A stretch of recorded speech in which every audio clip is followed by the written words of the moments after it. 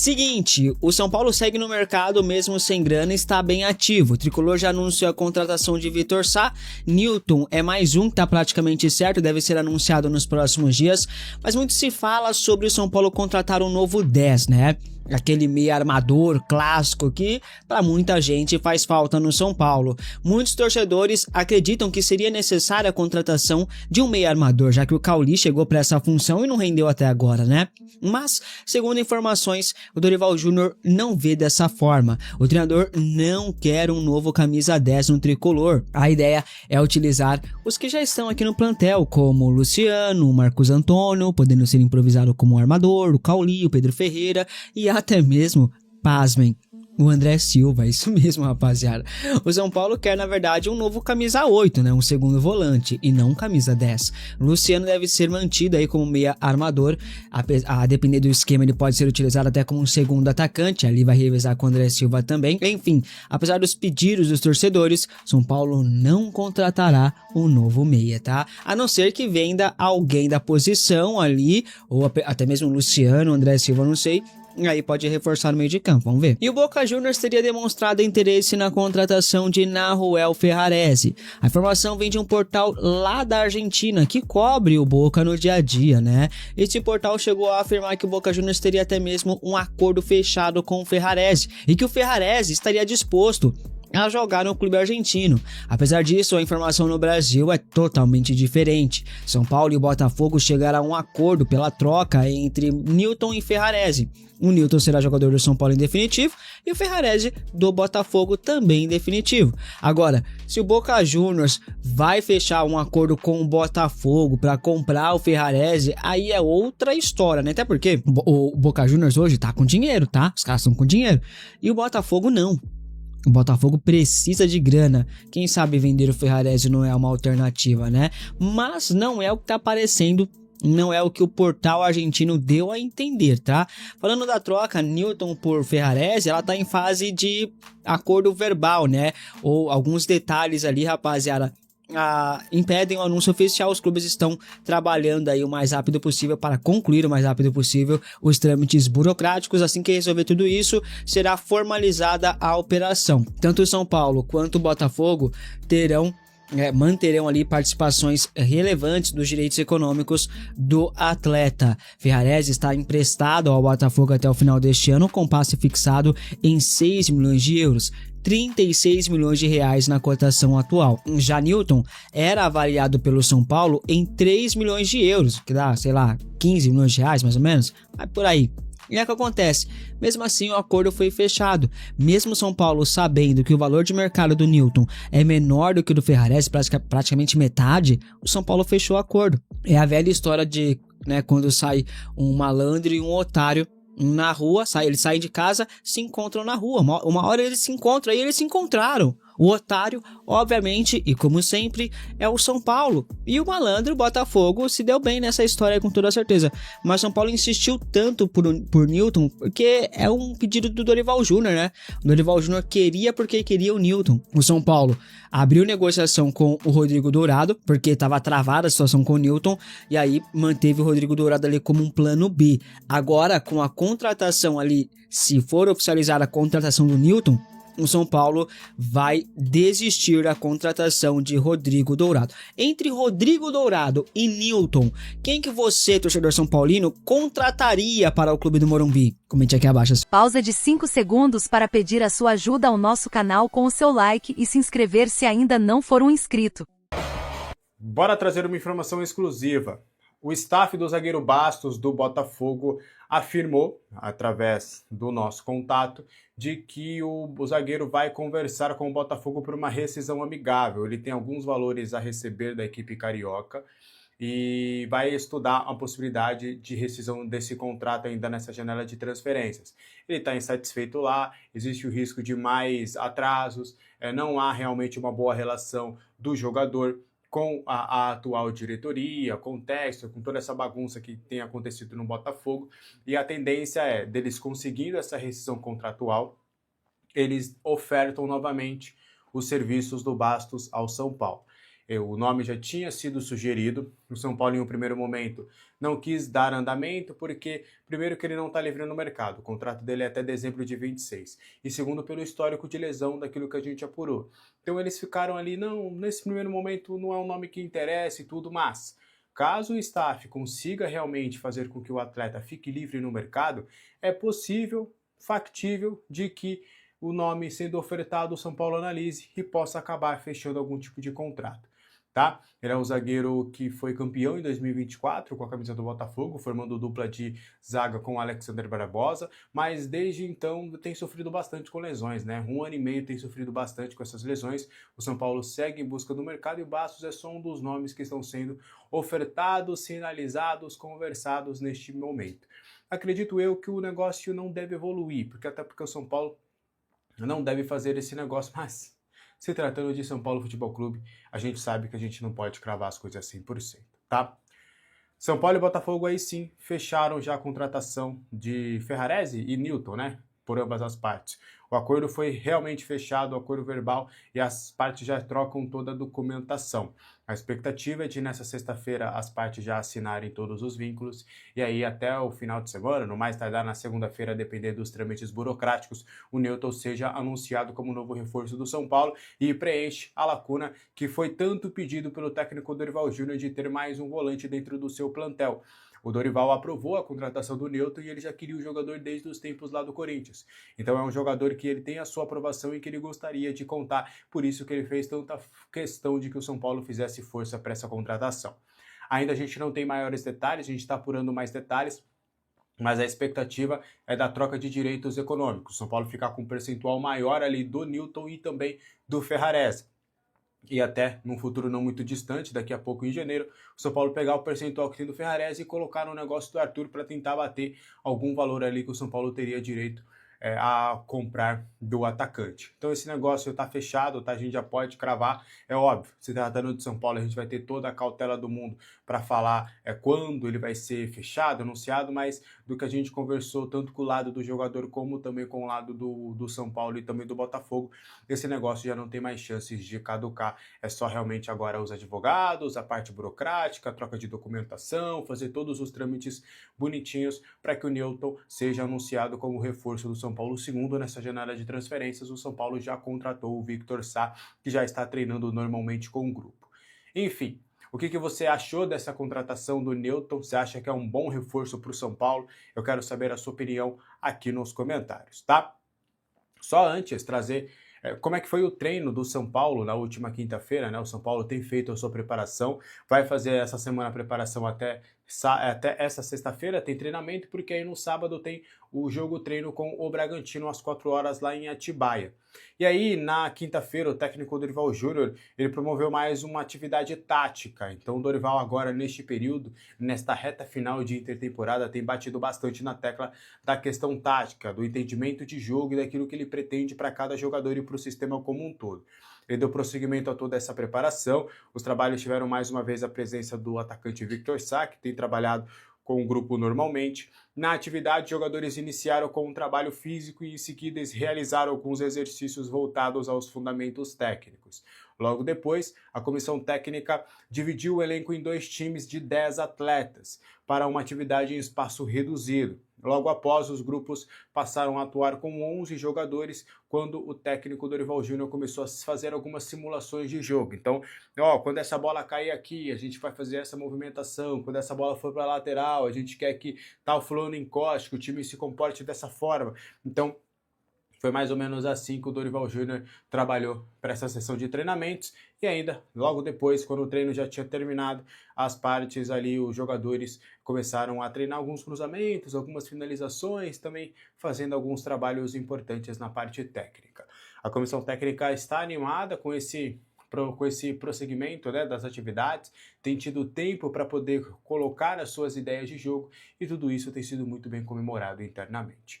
O que você acha? Como é que está a sua expectativa para esse retorno do São Paulo aos campos? Quero saber a sua opinião nos comentários, tá? O Outen Aires marcou a data da votação do Dedé, caso ele possa ser excluído até do clube associativo para o próximo dia 13 de julho. Então temos aí pelo menos 10 dias aí para essa votação. Terão ali na folhinha, onde eles vão poder, na cédula, onde os conselheiros vão poder votar, serão feitas as seguintes perguntas: para expulsão, suspensão, advertência ou absolvição. Então, mesmo com a comissão de ética colocando como uma recomendação a suspensão, na votação em si, os conselheiros poderão votar na expulsão do Dedé. Então, agora ficará a cargo de todos os conselheiros e a gente vai ver de fato qual que vai ser do Conselho Deliberativo do São Paulo. O Dedé será expulso realmente do quadro associativo? O Dedé será apenas suspenso por 120 dias? Apenas terá uma pequena advertência ou será que ele será absolvido? Fato é que esse caso do Dedé tem mexido bastante com os bastidores do São Paulo, muitos conselheiros confabulando justamente para tentar apenas a suspensão dele, enquanto outros revoltados têm começado a trabalhar para que o Conselho Deliberativo faça aquilo que a Comissão de Ética, na visão deles, não fez, que era a expulsão. Do que a gente tem de apuração, até algumas pessoas que são favoráveis à saída do Dedé, pelo menos é o que dizem para mim, elas afirmam que a base que foi feita a acusação foi fraca. Então, no ponto de vista jurídico, a Comissão de Ética, ou pelo menos 2 membros ali, 3 membros que não votaram para a expulsão, eles entendem que, por exemplo, o caso, tudo que foi feito pela acusação não tem uma base muito forte para essa expulsão do Dedé, e que isso poderia acarretar em outros problemas, porque se você expulsa alguém que não tem ali realmente um embasamento para ser expulso, isso poderia causar problemas no futuro e tudo mais. Então é mais ou menos esse cenário. No próximo dia 13 teremos a votação. E Marcos Leonardo, que quase foi parar no São Paulo na temporada passada, tem chances reais de deixar o Al Hilal. O clube saudita topa negociá-lo, desde que com cifras próximas daquilo que foi investido, cerca de 40 milhões de euros. Tudo para que possa abrir espaço para a chegada de um novo estrangeiro. E há uma série de badalados nomes especulados no Al Hilal, entre eles o de Mohamed Salah. Importante contar que o Marcos Leonardo não voltará para o Brasil. Hoje, diante das cifras envolvidas nessa negociação, 30, 35, 40 milhões de euros, se pintar o negócio terá de ser no futebol europeu. E os 2 primeiros interessados são Fiorentina e Porto, embora nenhum deles costume fazer movimentos desse tamanho. O Porto até com um pouco mais de propriedade, mas não é do praxe do time português investir 40 milhões de euros. Importante registrar que o Marcos Leonardo tem sido peça importante no Al Hilal, mas nunca foi protagonista, apesar de um acúmulo bem legal de gols com a camisa do time saudita. Aí o blog do São Paulo traz aqui, ó, o padrão de reforço pedido por Dorival Júnior no São Paulo. Olha que interessante. A procura do São Paulo por um primeiro volante no mercado não acontece por acaso. Desde a chegada de Dorival Júnior, a comissão técnica definiu um perfil bastante específico para a posição. Um jogador de imposição física, forte na marcação e capaz de dar sustentação ao sistema defensivo. Lá em 2023, né, o Dorival pediu o Luiz Gustavo, né, que é um jogador alto, de composição defensiva e com bom passe. E mais recentemente, o Newton, que a gente acabou de comentar sobre a troca dele aí pelo Ferrarese, e depois pediu o Rodrigo Dourado, né? Os 3 jogadores têm aí um padrão, né, aí, e tem semelhanças nesses jogadores. São jogadores aí que têm características bem semelhantes. O Newton e o Dourado, que são os 2 nomes da vez aí, é de agora que o Dorival quer esses nomes, né? No caso o Newton, né, porque era o plano A aí. E lá em 2023 o Dorival pediu o Luiz Gustavo, que consequentemente logo depois ele veio jogar no São Paulo. O Dorival foi embora, né, para a seleção, mas o Luiz Gustavo foi contratado em 2024, então tem um padrão aí de reforço que o Dorival pede, né? Mais do que buscar um jogador apenas marcador, o Dorival quer um volante que seja capaz de controlar os espaços à frente da zaga e oferecer segurança para que os demais jogadores tenham liberdade para atacar. A preferência é por atletas com boa estatura, força física e experiência para atuar como primeiro homem de meio campo, né? E tanto o Newton quanto o Dourado reúnem essas características aí. né? E o Newton tá aí, né, caminhando para ser o novo reforço do São Paulo.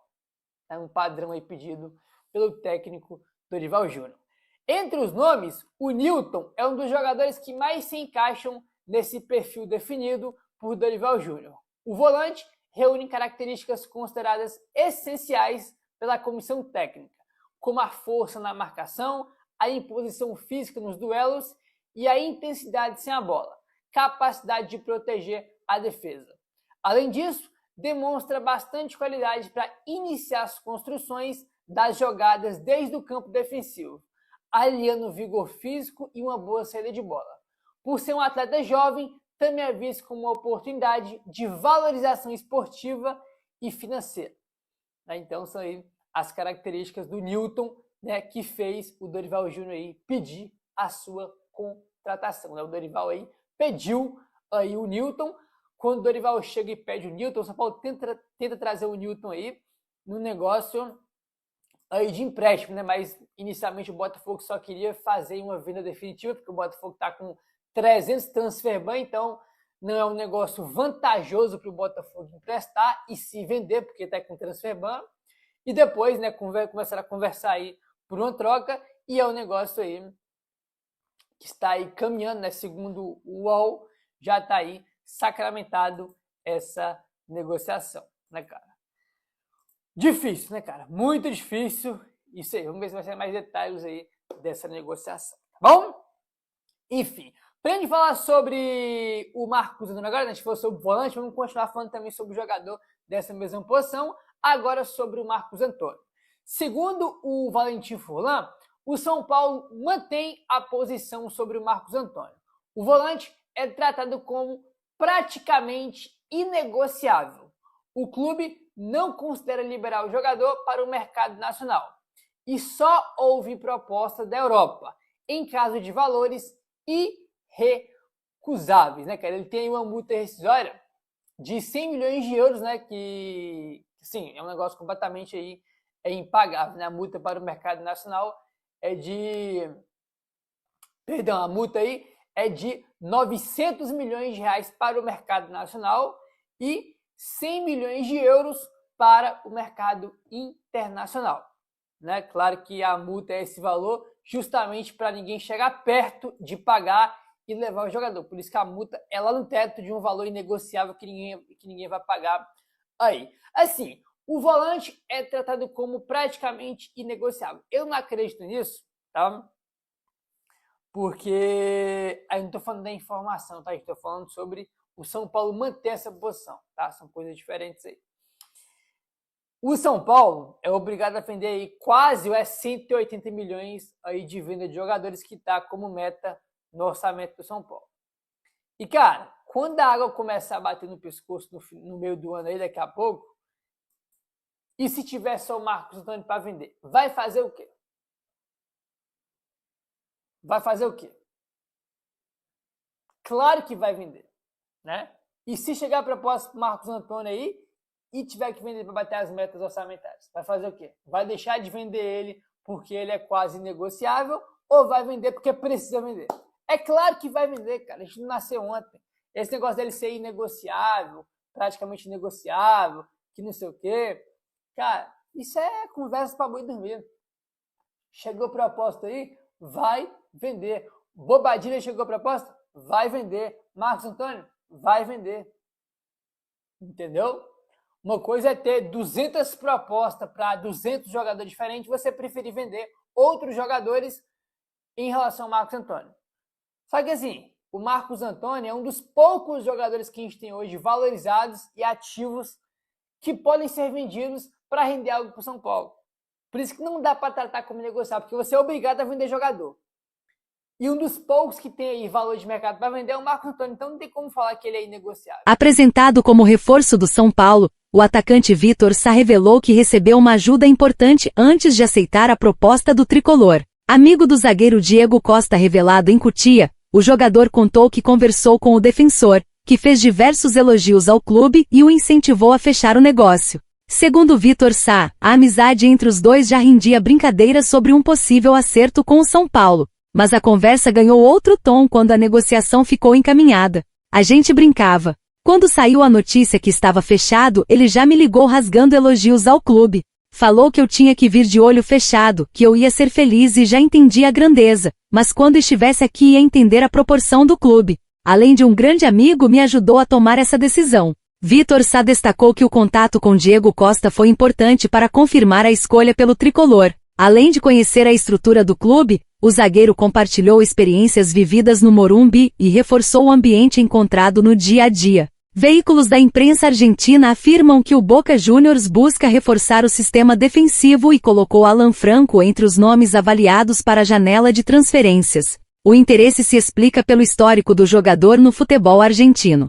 Revelado pelo Clube Atlético Independiente, Alan Franco construiu boa reputação antes de atuar na MLS e posteriormente no São Paulo. Segundo as informações mais recentes, ainda não existe confirmação de proposta oficial apresentada ao São Paulo. Até o momento, o noticiário trata o caso como interesse e monitoramento por parte do clube argentino.